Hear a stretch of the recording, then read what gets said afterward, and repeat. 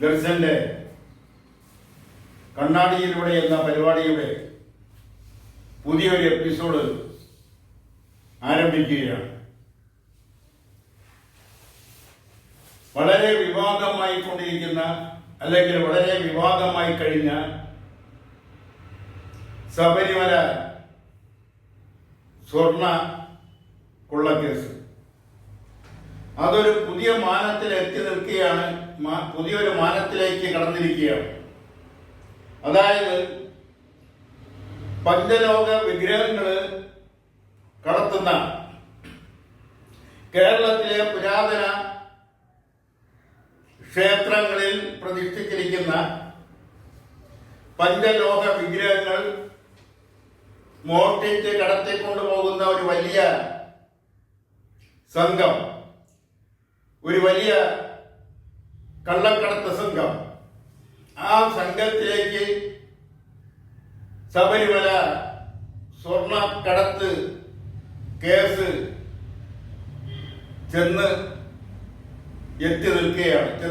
ചെന്നിരിക്കുകയാണ്.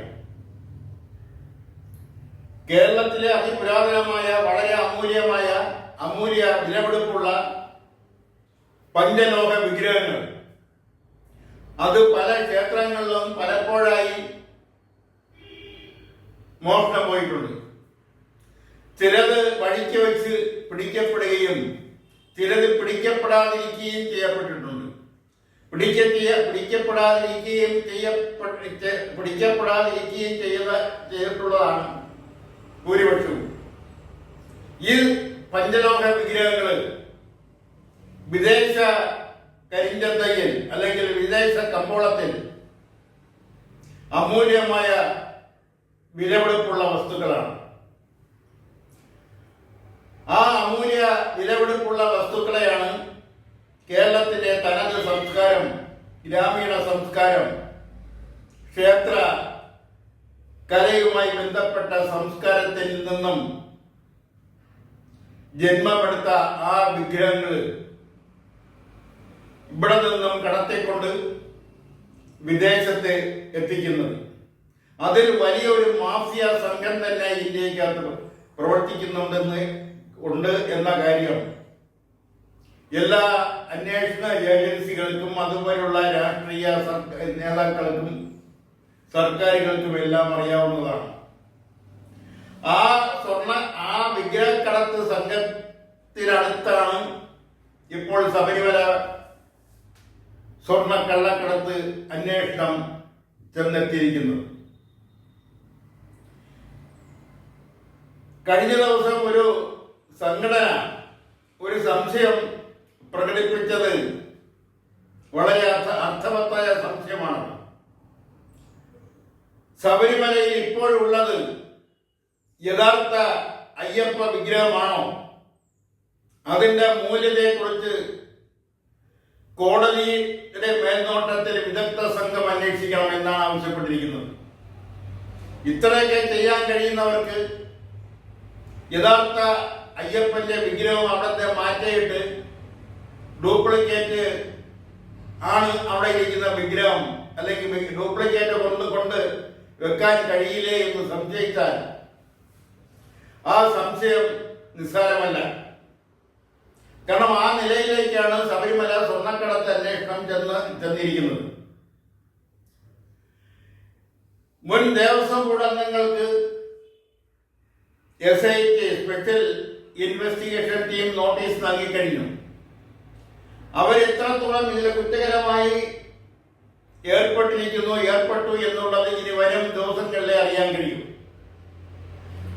ഊഹാപോഹങ്ങൾ പലതും പുറത്തു വരുന്നുണ്ടെങ്കിൽ തന്നെയും പല അറിയപ്പെടുന്ന നേതാക്കളുമായി ഇപ്പോൾ ജയിലിൽ കഴിയുന്ന ശബരിമല സ്വർണ്ണക്കടത്തുമായി ബന്ധപ്പെട്ട് ഇപ്പോൾ ജയിലിൽ കഴിയുന്ന ആൾക്കാരുമായി ഒരുമിച്ചുള്ള ഫോട്ടോകൾ സമൂഹ മാധ്യമങ്ങളിലൂടെ ദിവസവും പുറത്തു വന്നുകൊണ്ടിരിക്കുന്നു.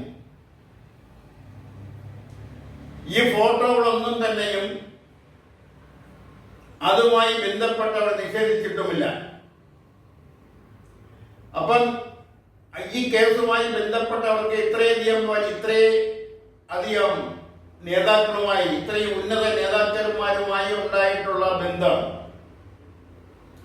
ആ ബന്ധത്തിന്റെ എല്ലാം പിന്നിലുള്ളത് പച്ചയായ സാമ്പത്തികം തന്നെയാണ്. അപ്പൊ അത്രയും കരുത്തരാണ് ഈ സ്വർണ്ണക്കടത്തിന്റെ പിന്നിലുള്ളതെന്ന് വ്യക്തം. അതുകൊണ്ട് ആ അന്വേഷണം ഒരു കേന്ദ്ര ഏജൻസിയെ കൊണ്ട് അന്വേഷിക്കണമെന്ന് പ്രതിപക്ഷ നേതാവ് ആവശ്യപ്പെട്ടിരിക്കുന്നു. ആ ആവശ്യം നിഷേധിക്കാനാവില്ല. രണ്ട് ഉയർന്ന പോലീസ് ഉദ്യോഗസ്ഥർ അന്വേഷണത്തെ സ്വാധീനിക്കുന്നു എന്ന ആരോപണവും പ്രതിപക്ഷത്തു നിന്ന് തന്നെ ഉയർന്നു വന്നിരിക്കുന്നു. ഈ സാഹചര്യങ്ങളിൽ ഇതൊരു ഇപ്പോൾ ED അന്വേഷിക്കുന്നത് പോലെ അതുപോലുള്ള ഒരു കേന്ദ്ര ഏജൻസി, CBI പോലുള്ള ഒരു കേന്ദ്ര ഏജൻസി കൂടി ഈ ശബരിമല സ്വർണ്ണ കള്ളക്കടത്ത് അന്വേഷിക്കുന്നത് ഉചിതമായിരിക്കുമെന്നാണ് ഈ സാഹചര്യത്തിൽ പറയാനുള്ളത്. മറ്റൊരു പ്രധാനപ്പെട്ട കാര്യം, ഈ കഴിഞ്ഞ ദിവസം അന്തരിച്ച പ്രസിദ്ധ നടൻ ശ്രീനിവാസൻ,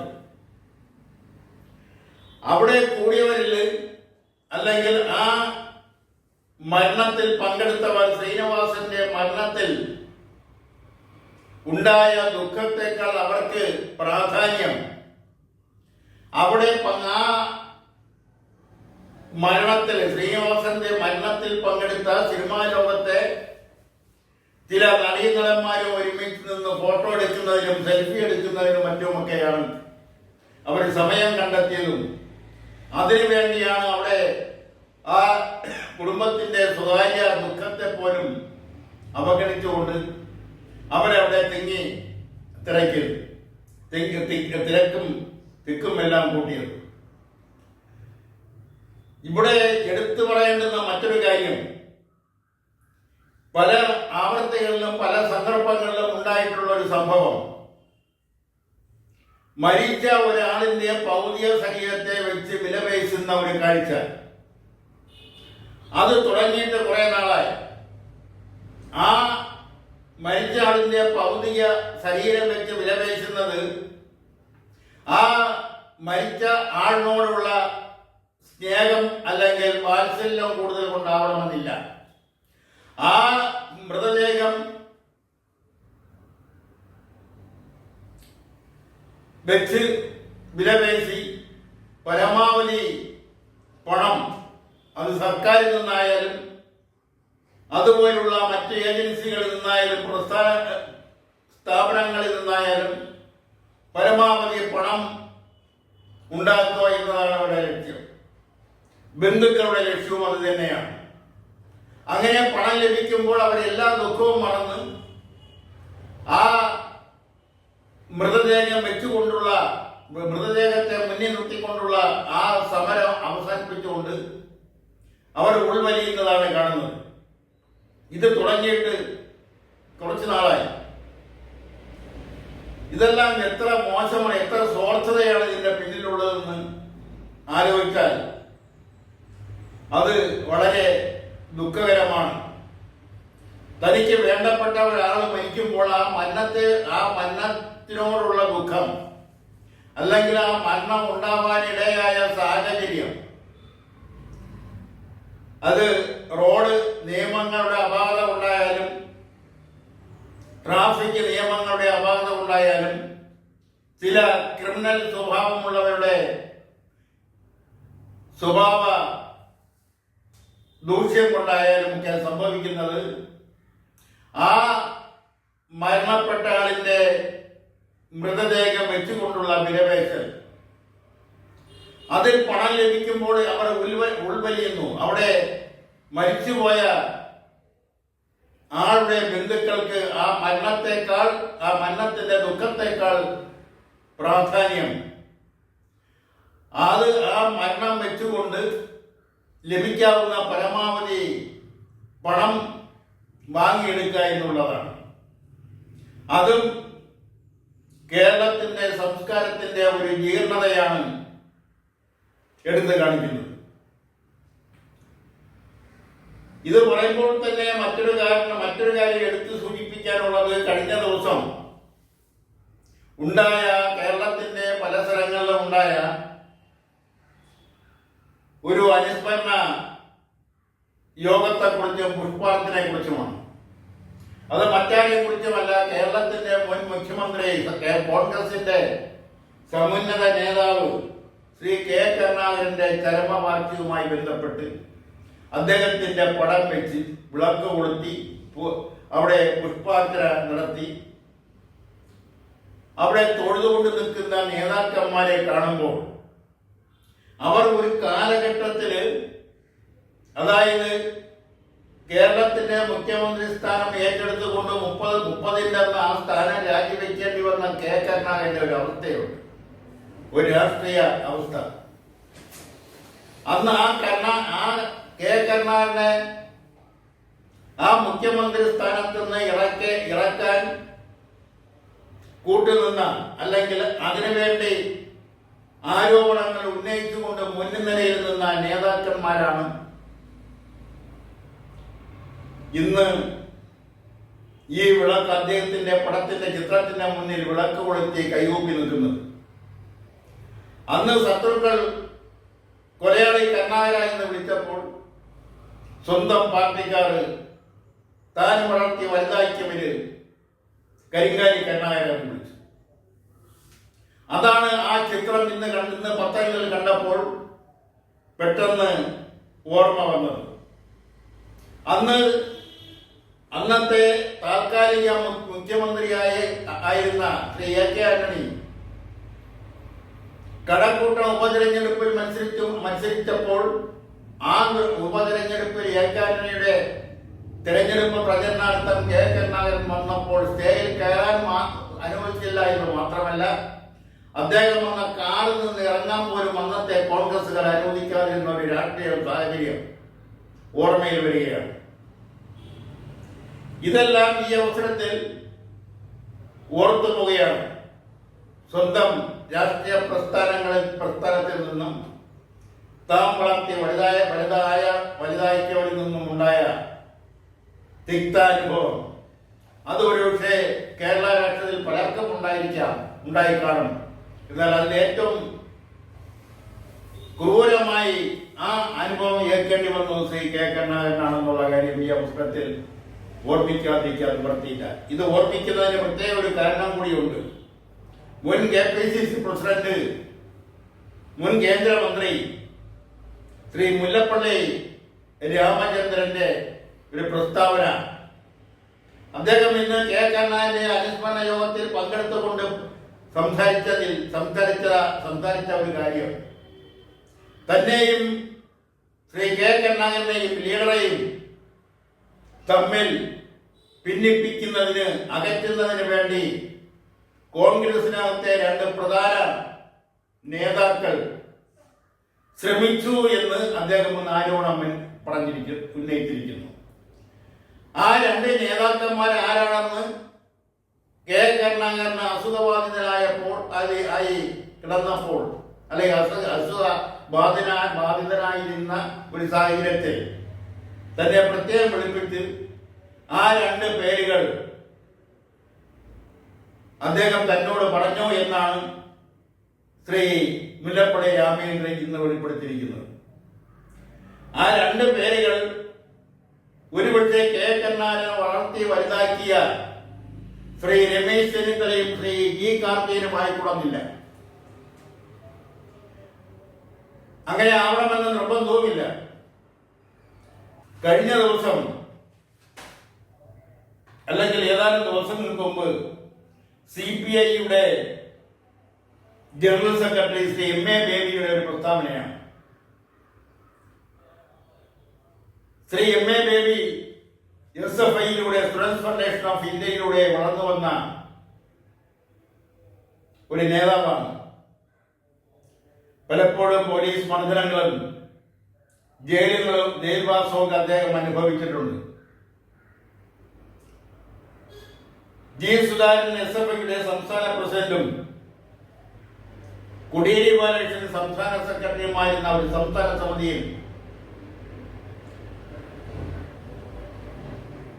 വിജയ രാഘവനോടും എ കെ ബാലനോടും ഒപ്പം ഈ ലേഖകരും എം എ ബേബിയുമെല്ലാം ആ കമ്മിറ്റിയിൽ ഒരുമിച്ച് പ്രവർത്തിച്ചവരാണ്.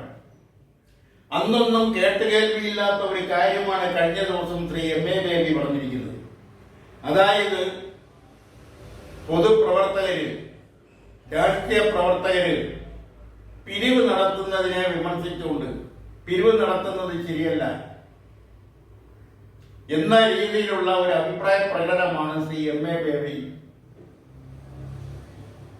പുതുതായി പറഞ്ഞിരിക്കുന്നത്. ഈ ഒരു അഭിപ്രായം മറ്റ് ആരിൽ നിന്നും പറഞ്ഞത് കേട്ടതായി ഓർക്കുന്നില്ല, കേട്ടിട്ടുമില്ല. പൊതുപ്രവർത്തകർ അവർ ജലത്തിലെ മത്സ്യം പോലെ ആയിരിക്കണം എന്നാണ് ശ്രീ മാവോസ് സേത്ത് എന്ന് പറഞ്ഞിട്ടുള്ളത്.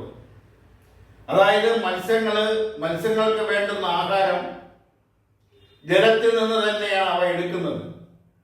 അതുപോലെ പൊതുപ്രവർത്തകർ അവർക്ക് വേണ്ടുന്ന ആഹാരം വാങ്ങുന്നതിനുള്ള പണം, അവർക്ക് വേണ്ടുന്ന മറ്റ് ആവശ്യങ്ങൾക്കുള്ള പണം, തുണി വസ്ത്രത്തിനായാലും മരുന്നിനായാലും അതുപോലുള്ള മറ്റ് ആവശ്യങ്ങൾക്കുമുള്ള പണം ജനങ്ങളിൽ നിന്നാണ് കണ്ടെത്തേണ്ടതെന്ന് ശ്രീ മാവോ സേത്ത് എന്ന് പറഞ്ഞിട്ടുണ്ട്.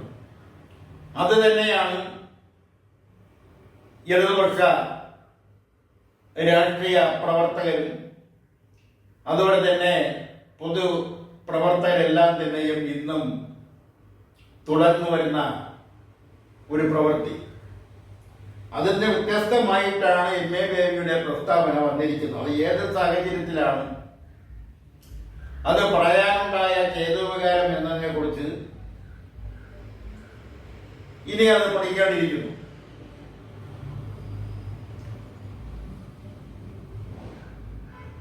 ഇതുപോലുള്ള ചില കാര്യങ്ങൾ അതിൽ പരസ്യ പ്രസ്താവന നടത്തുമ്പോൾ അത് വളരെയധികം ശ്രദ്ധിക്കണം, അതിൽ ജാഗ്രതയുണ്ടായിരിക്കണം, അശ്രദ്ധമായിട്ട് പറയരുത്. അതിന്റെ വരുംവരായ്മകളെ കുറിച്ച് വ്യക്തമായ ബോധ്യത്തോടു കൂടി മാത്രമേ ഇത്തരം കാര്യങ്ങൾ പറയാവൂ എന്നാണ് അക്കാര്യത്തെക്കുറിച്ച് കേരളീയ ദർശന് പറയാനുള്ളത്. ഇതോടെ ഇന്നത്തെ കണ്ണാടിയിലൂടെ എന്ന പരിപാടിയുടെ പൂർത്തീകരിക്കാൻ ശ്രമിക്കുകയാണ്. നന്ദി, നമസ്കാരം.